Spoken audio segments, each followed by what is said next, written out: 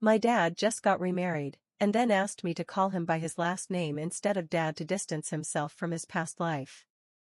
But barely 3 Doritos later, he was already asking me for a favor. Let me be clear, my relationship with him has never been good. It's a complicated story, but I think it's important you understand the background to see why I feel the way I do. When my parents were in college, they dated for a while. That's when my mom unexpectedly found out she was pregnant, with me. Instead of stepping up, my dad basically walked out. He acted like the pregnancy wasn't his problem. It hurt. He offered zero emotional or financial support, and honestly, he was cruel about it. He made it clear he didn't want to be part of it. But my mom was strong. She chose to have me and raise me on her own. Her parents, my grandparents, stepped in to support us both. They were there from the beginning, through everything. I grew up seeing all the sacrifices my mom made for me, knowing full well how little she got from my dad. That stuck with me. I never forgave him. At first, my grandparents were completely against the idea of my mom becoming a single mother. They doubted she could do it. But the moment they held me, everything changed. They completely fell in love with me, and that was the start of a deep bond between us. For the first 6 years of my life, I had no contact with my dad. I honestly don't know if I cared. I don't remember missing him. My mom, my grandparents, and I had our little world, and I was happy. I never felt like anything was missing. Then, one day, out of nowhere, he showed up. Not just showed up, he begged my mom to forgive him. He said he wanted to be part of our lives again. But my mom shut that down hard. By then, she was dating someone else and had clearly moved on. Still, he didn't give up. He begged her again, this time to at least let him be in my life. She reluctantly agreed. She thought it might be good for me to know who he was, even though I didn't feel the need. I wasn't craving a father figure. But she thought it was important. So, he became part of my life again. And while it was awkward, I honestly don't think he really wanted to be a dad. I think he just wanted a way to stay connected to my mom, no matter the cost. That's the kind of thing narcissists do. He claimed he wanted to get to know me, but I don't think he was ever ready to be a real parent. I was just a kid, too young to know the difference. It didn't take much for him to win me over. Every visit, he'd shower me with expensive gifts, let me do whatever I wanted, even stuff my mom wouldn't normally allow, like watching TV for hours. It was exciting to me back then. We'd go on fun outings every couple of weeks, amusement parks, fancy restaurants. At the time, I didn't understand the difference between love and manipulation. I thought the gifts and freedom meant he was a good dad. But now I know better. All of that, the toys, the freedom, the fun, it was just the surface. Being a real dad means showing up when it matters, not just when it's convenient. And he never did that. When my mom broke up with her then boyfriend, my dad showed up like a white knight. I guess he saw an opportunity to write himself back into the story. At that point, I was already pretty comfortable and happy with him, enjoying the attention and the fun moments he gave me. Seeing how well we were getting along, my mom decided to give him a chance. She thought that maybe, just maybe, this could be the beginning of us becoming a real family. Something she had always wanted. But looking back, I realize now that my dad was a master at playing a role. He had that charm, that way of talking and acting that made everything seem perfect. He made my mom believe he could change. That he could finally step up and be the man she needed. But underneath it all, he was still the same person he had always been, a narcissist. He had a way of making everything about himself. And even though he was playing the part of the loving partner and father, it didn't take long before his true colors started to show. At first, he was all kindness, acting like a responsible husband and father. But once my parents got married, everything started to change. He slowly began to shift, and not in a good way. The person he pretended to be in the beginning started to disappear, and that's when the cracks in our family started to show.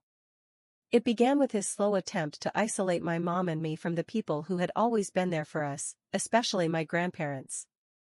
He insisted that we move to another city, saying he had a better job opportunity there and that it was the best thing for our family.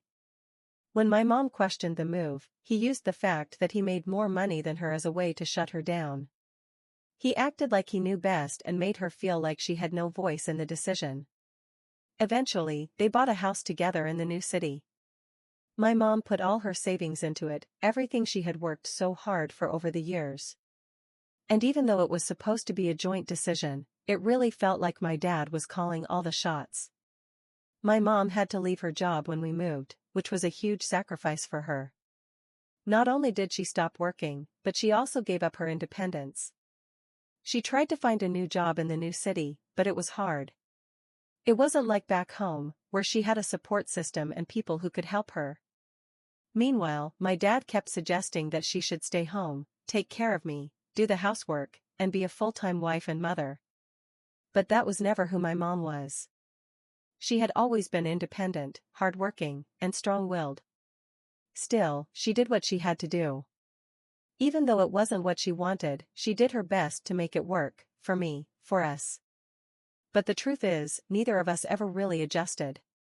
We were both far from home, far from family and friends, and we felt alone in this strange, unfamiliar place.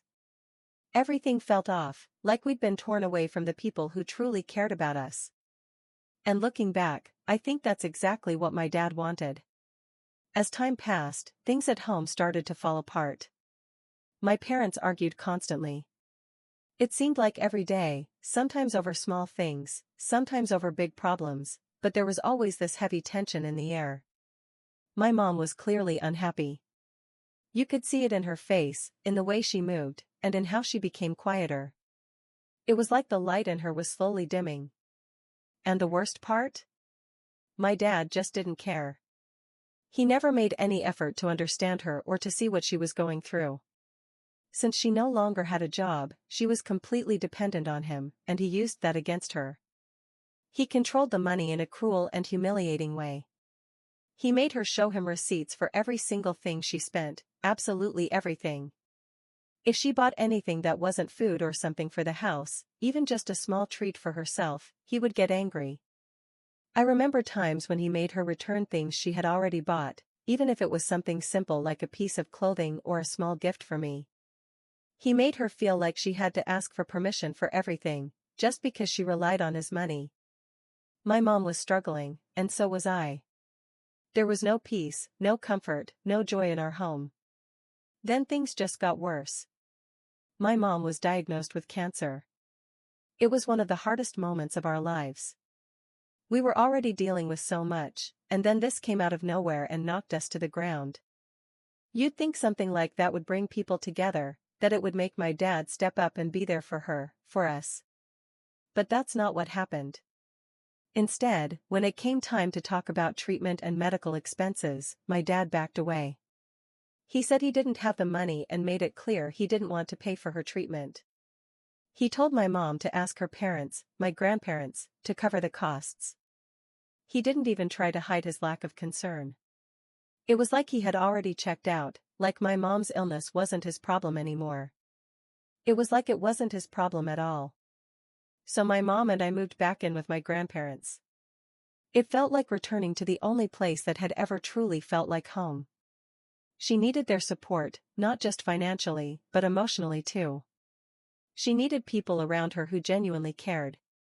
And as always, my grandparents were there for us without hesitation. My dad, on the other hand, stayed behind. He never moved back in with us. He just continued with his job and his life in that other city as if nothing had happened. He barely called, barely asked how she was doing. It was like we were no longer his responsibility, just a chapter he had closed. Meanwhile, my mom was fighting for her life, and I watched her go through the pain of chemotherapy, trying to stay strong for me. Once again, it was just the two of us, as it had always been. As her health declined, she met with a lawyer and made a will. She wanted to make sure that if anything happened to her, everything she had would go to me. She wanted to protect me and make sure I'd be okay no matter what.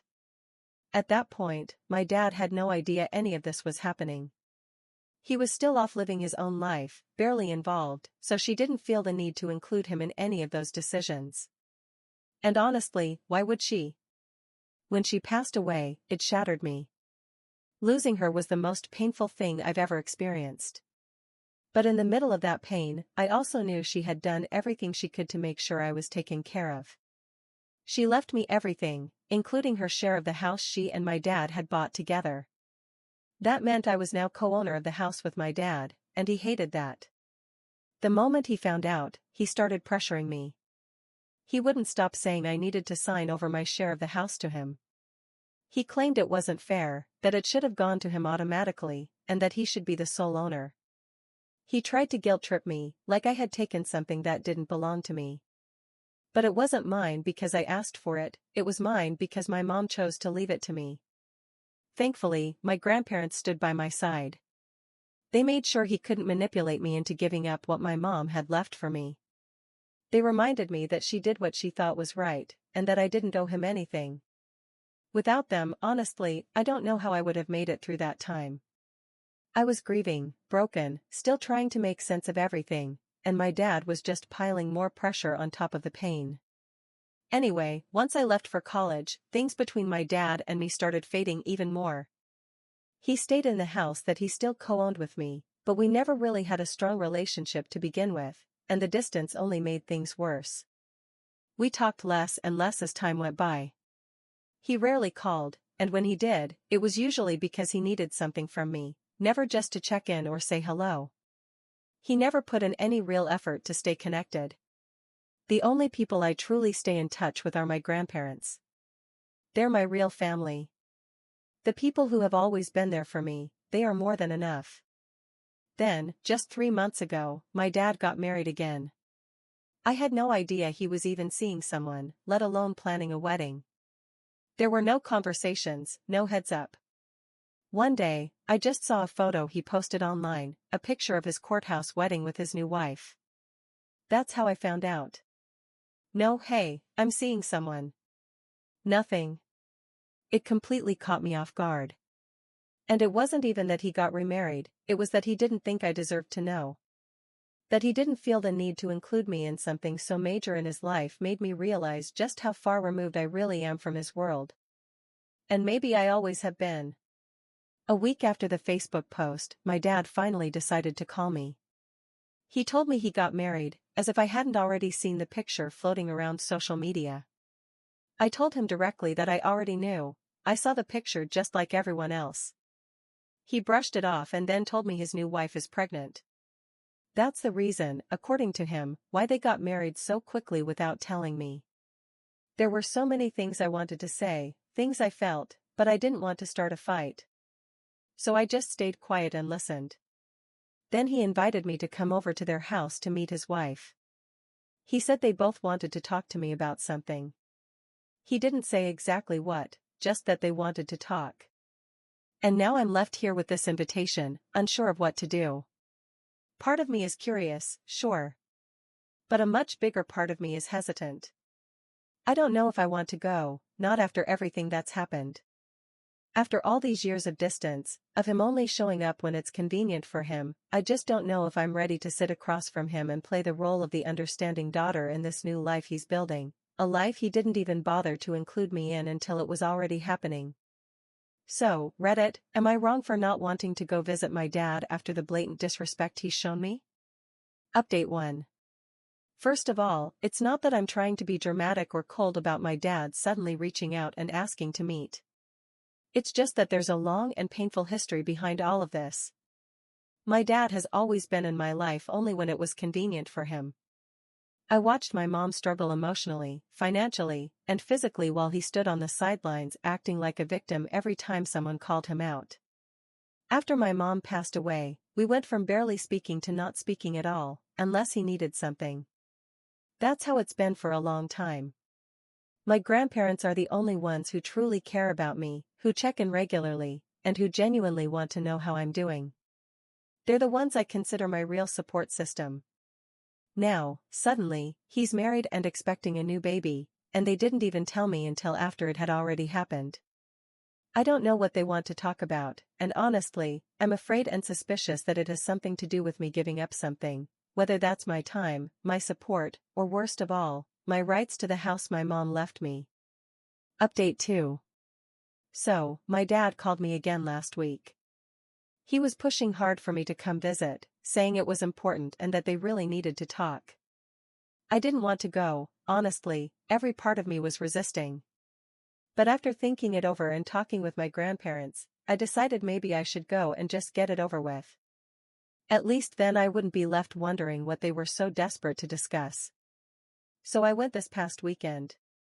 It felt weird being back in that house. Even though I'm technically a co-owner, it doesn't feel like mine anymore. Being there brought all those feelings back. And then I met her, his new wife. She's younger than I expected. Not college-age young, but still clearly much younger than him. She seemed nice enough overall. I don't think she expected me to show up either. Seeing her made me feel a little bad for her, especially knowing she's pregnant. It hit me in that moment that she's now tied to my dad forever, no matter what happens, just like my mom and I once were. This woman doesn't yet know the version of him that we knew. At least not yet. During the meeting, the way she talked and the way she looked at him reminded me of how my mom used to look at him in the early days, when she was still trying to make the marriage work.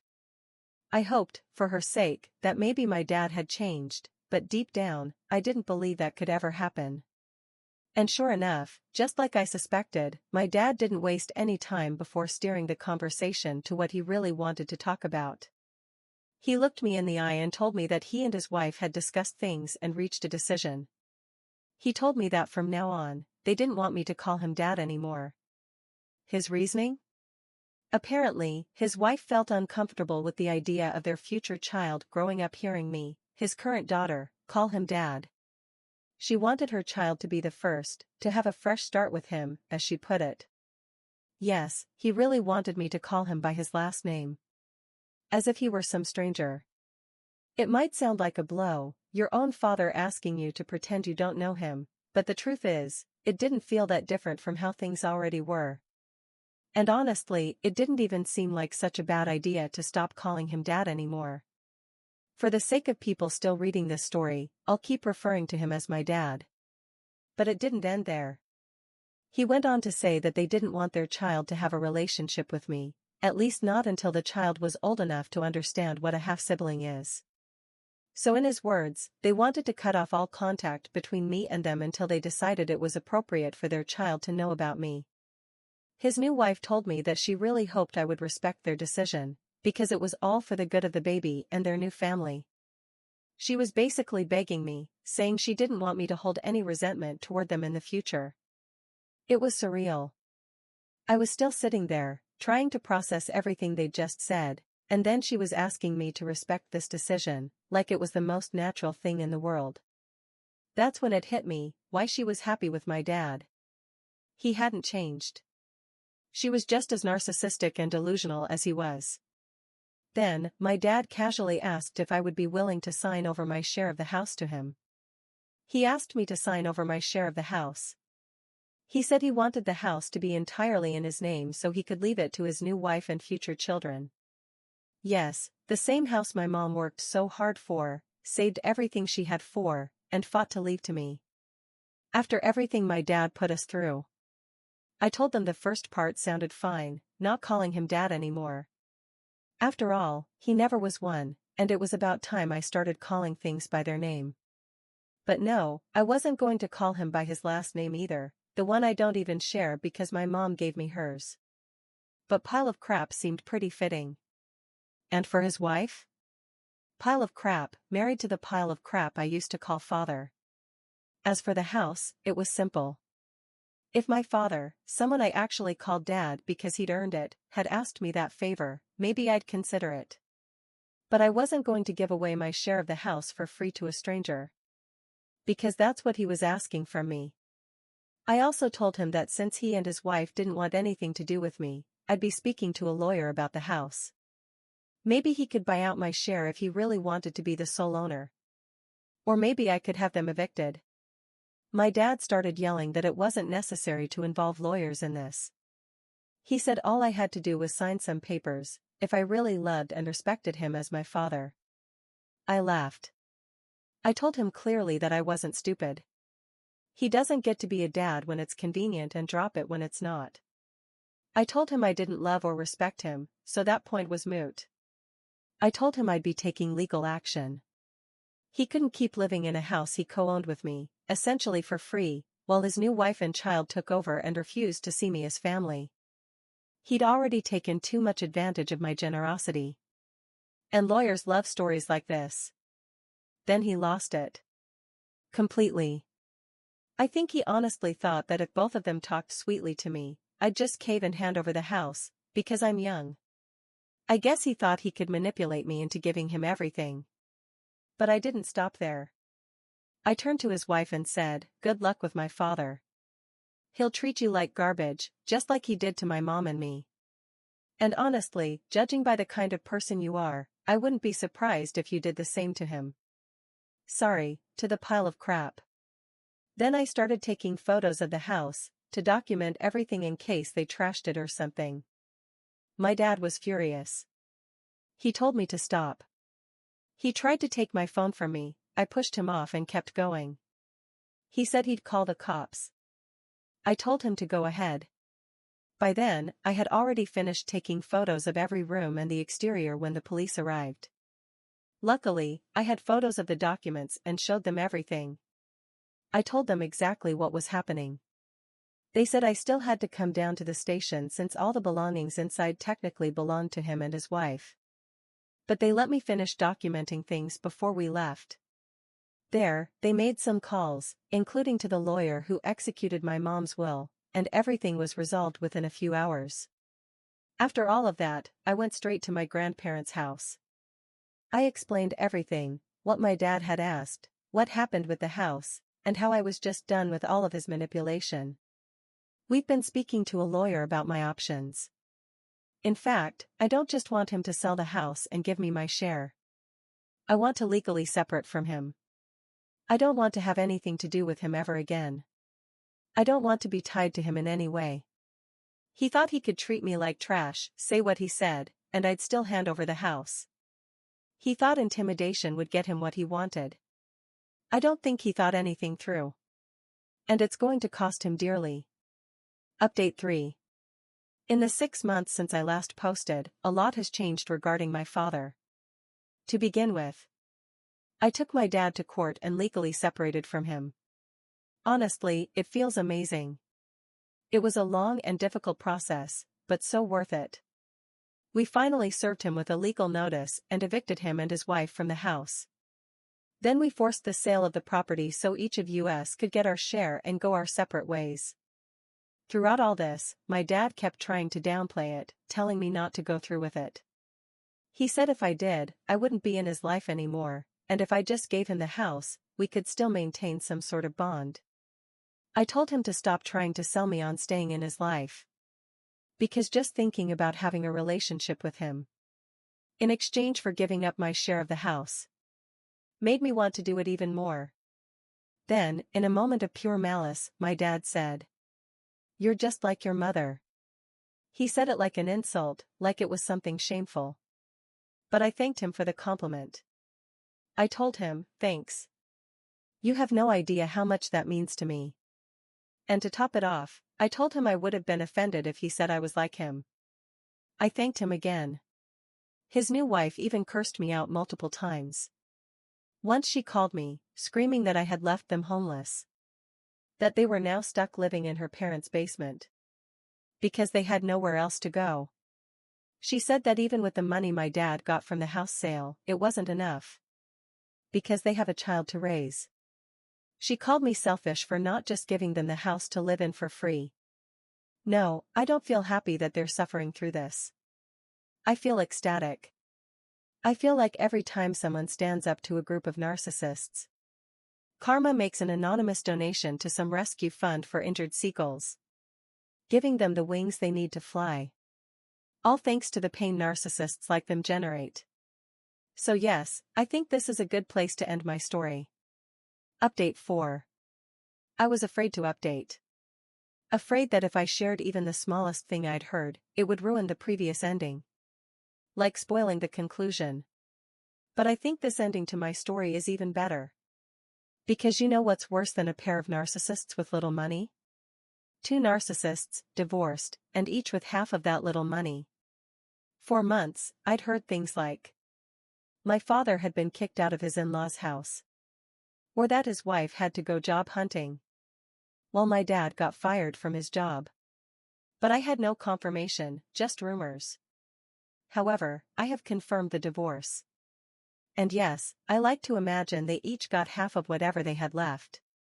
So, for me, and for karma, that's the best ending I could possibly ask for. I don't know if you all in the comments would agree. But the only thing that could possibly make it better is if my dad remarried again. And then had to split his assets all over again.